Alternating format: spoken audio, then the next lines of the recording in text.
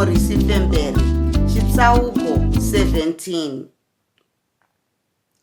Pasi pamire naNhopi yaTaira vakaita chirikiriki kuvhiya mombe yavakanga vauraya.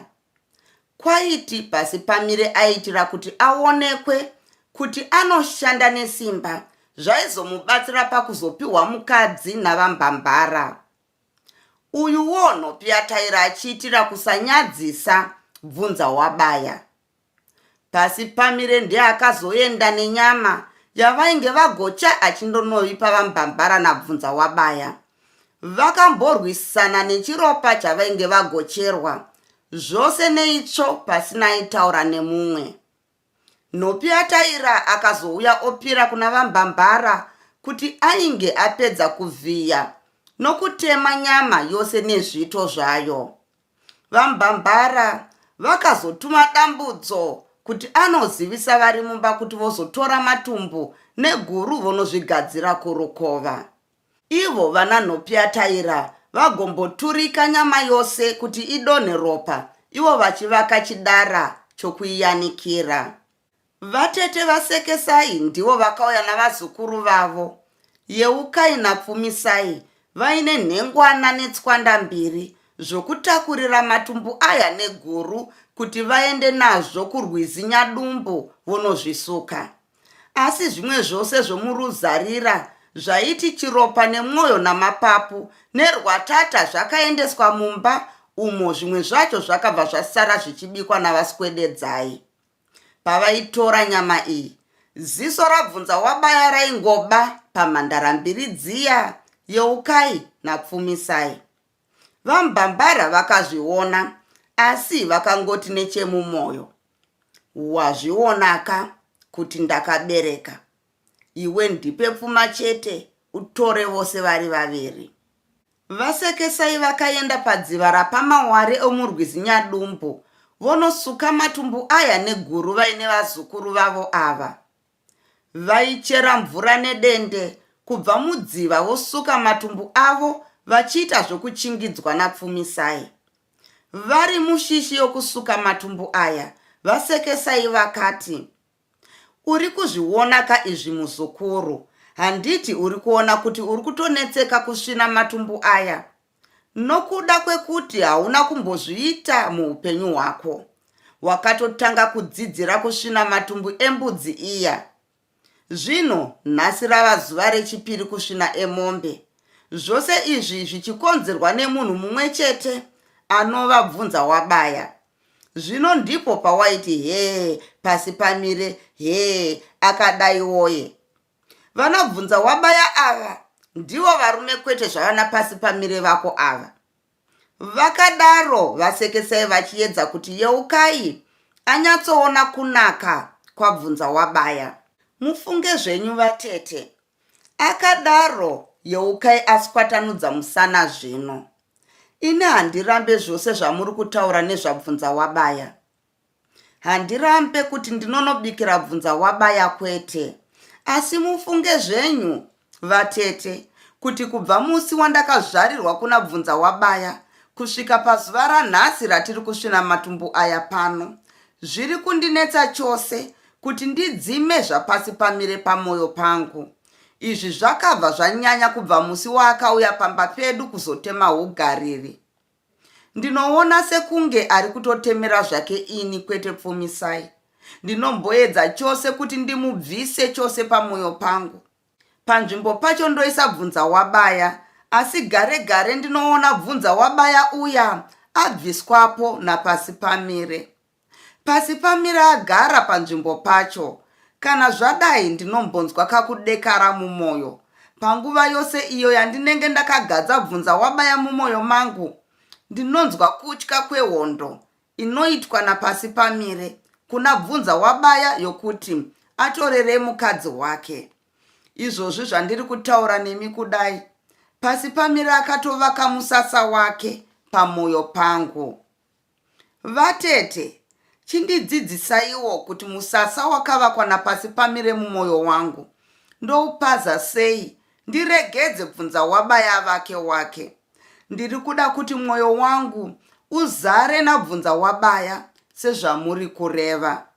asi iwo uri kuramba wakazara napasi pamire chete. Ndoita sei vatete? Akadaro Yeukai. Izvi zvakatyora vasekesaiona. Vakamira vakati duenene kutarisa Yeukai. Vakaregedzera guru ravainge vakabata paruware. Ndipo pakazosimudza Yeukai musoro ovatarisa, aona munhu asina chaataura. Miromo yavo yaitamba-tamba, mhuno dzavo dzofetuka, chipfuva chavo chofemera padenga nehasha. Dikita ramazarirwa rakasinina kumeso kwavo. Mwoyo wakabayiwa neshungu, pfunga dzikatibikirwa dzikaita chamupidigori nehasha. Muviri wakazuzuma, makumba akatamba-tamba kudzana chaiko paruware. Shungu dzavo dzakazoperera pakuzvidzvinya muchiuno, mavainge zvino vazvibata namaoko manyoro, aiva nendove yamatumbu avaisvina. Vakazvibata chaizvo semunhu mukuru ndokuti, ihe, mwana wehanzvadzi. Vachibubudza maoko. Chokwadi, itotenda midzimu yako. Ndambenge ndafunga kukupanhira paruware pano kuti zvose zvichipera zvazvo. Shungu dzangu dzaserera chokwadi. Tenda midzimu yako neyangu yatoramba. Ungadai usisiri kufema izvozvi ndatoita ngozi chaiyo pano. Iwe Yeukai, une chakakugara chete mwana wehanzvadzi yangu. Chii chaizvo chinokupa upofu hwakadai? Ishave rudzi rehurombe rakakuputira kuti utadze kuona makomborero ose aya auri kuitirwa nabvunza wabaya, iwe woramba uchiona sepasina zviripo. Chokwadi, zvauri kuita izvi ndiko kushaya mano, kwendiro kupakurirwa sadza isina kugezwa. Yeukai, ziva kuti ini namai vako tiri vanhukadzi sewe, uye tinoziva zveupenyu kukunda iwe nekure. Zvino kana wada kuva ndamba kuudzwa, tsura muromo yemwana, nhunzva-tunzva kubva chiita tigoona kwaunosvika napasi pamire wako iyeye. Usakanganwe kuti pasi pamire ari pamba pedu nekuda kwangu ini namai vako. Tikada nhasi chaiye anoswera apatuta tione zvauchaita. Yeukai, handidi kuti tisvike pakukuputsira mukombe, tatsamwa, wazvinzwa? Uye handidi kuti amai vako nababa vako vanzwe kana kuziva zvauri kunditaurira izvi. Chokwadi, unoswera wadzikwa pfumo nababa vako iwe, unoda ku... Vasati vapedza zvavaida kutaura, Yeukai akati, ndakanganisa vatete, handisi kuda kukutsamwisai kwete. Asi ndanga ndati, zvandiri muzukuru wenyu kana ndine zvinondinetsa, ndinoudza imi. Imi mondibatsira tiri kuno kwedu tega. Ndine chido chokuita zvose zvamunoda kuti ndiite vatete. Handina kumboti bvunza wabaya handimudi kwete kani vatete. Handinazve kuti pasi pamire ndinomuda kwete vatete. Kuda rufarwo rwokugadzira nyama iyi ndirwo rwanditadzisa kuti nditaure zvakanaka. Ndogosada bvunza wabaya sei, ini ndichisvina matumbu emombe yake yauraya nokuda kwangu, nhai vatete. Munoti pachine mumwe wandichateerera here kupfuura imi? Kwete vatete, muromo wangu wapotsa kutaura. Ndatsveyamisa vatete. Akateterera Yeukai aona kuti zvaipa.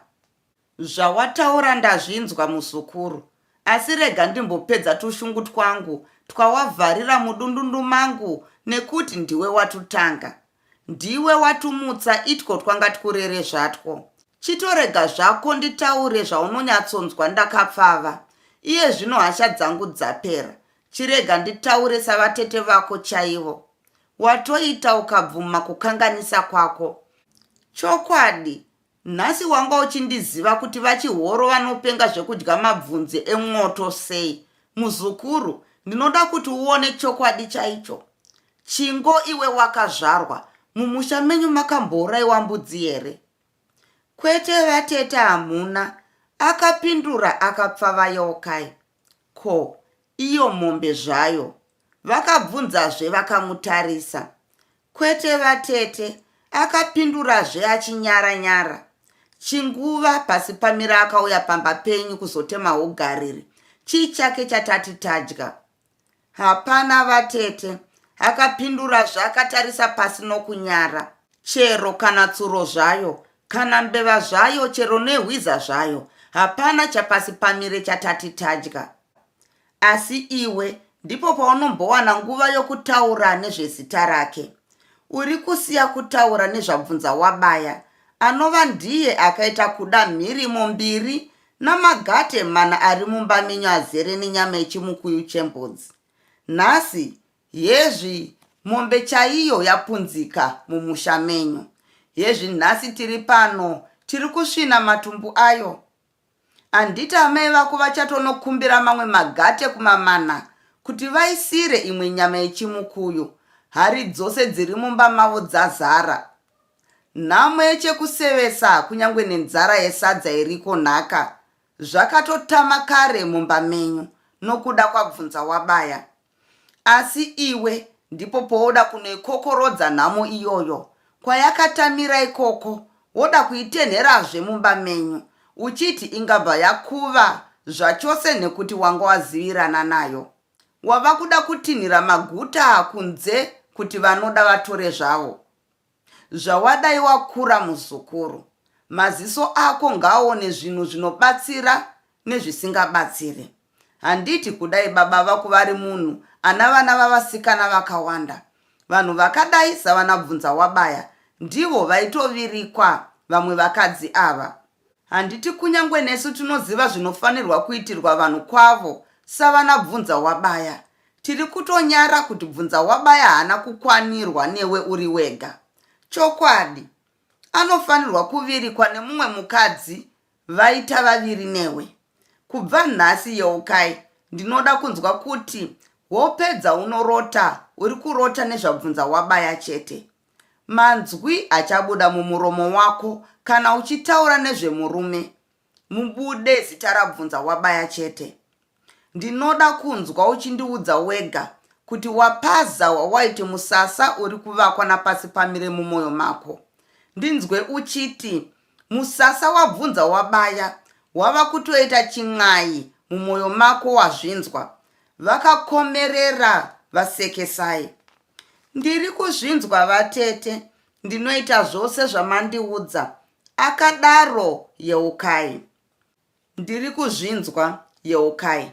Ndinofara nezvawandivimbisa, asi chirega nditaure zvandanga ndichida kutaura zvokupedzisira uyu wopfumisai achinzwa, nokuti handidi kuti mangwana agondinetsazve.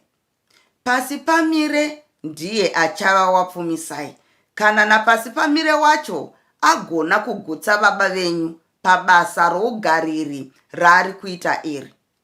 Hongu, ndinobvuma kuti pasi pamire anobata basa zvakanaka sekumuziva kwedu.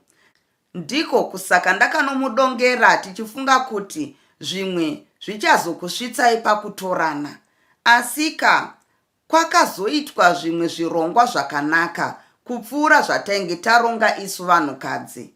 Zvino iwe unoda kuramba uri pazvirongwa zvevanhukadzi, uchisiya zvavanhurume hameno zvako. Ziva kuti zvirongwa zvedu isu vanhukadzi hazvigone kumira zvoga pasina kutsigirwa nezvevanhurume. Hapana munhukadzi anorodza mwana. Saka naizvozvo wotevera zvirongwa zvababa, vanova ndivo vanorodza mwana. Hazvibvumirwe kumunhukadzi kuti ave nerudo navanhu vaviri mumwoyo make, sezvauri kuita iwe, kuti pane imwe nguva mwoyo wako unomboda pasi pamire, mumwe musi woda bvunza wabaya. Mwoyo womukadzi ngaungomira nemunhu mumwe chete bedzi, uye vanhu vacho ari uya anodiwa nababa vake chete. Kubva nhasi ibva wachera chikomba ipo pano paruware, usvipire mate upfutsire, ubva wazvipfidza zvachose. Ndapedza muzukuru yeukai. Handichadazve kuti tigodzokorora nyaya iyi. Wazvinzwaka? Vakapedzisa vodaro vasekesai, hasha dzose dzaserera kare kare. Yeukai akazoti, ndatenda chose vatete namazwi enyu anovaka. Ndinovimbisa kuita zvose zvamataura. Ndapfidza kuchengeta zvose zvisina maturo mumwoyo mangu. Zvapasi pamire ndatozviburitsa mumwoyo mangu. ndatozadza mwoyo wangu nabvunza wabaya chete. Akapedzisawo achidaro. Mazwi aya akafadza vasekesai zvekuti vakazopedzisira kusvina matumbu avo vose vonzwanana kwazvo. Vakadzokera kumba norufaro. Zuva rorereka, asi achiri masikati. Vakomana vaya vana vanhopyataira vakadzokera zvavo kumba kwavo nenzombe imwe chete.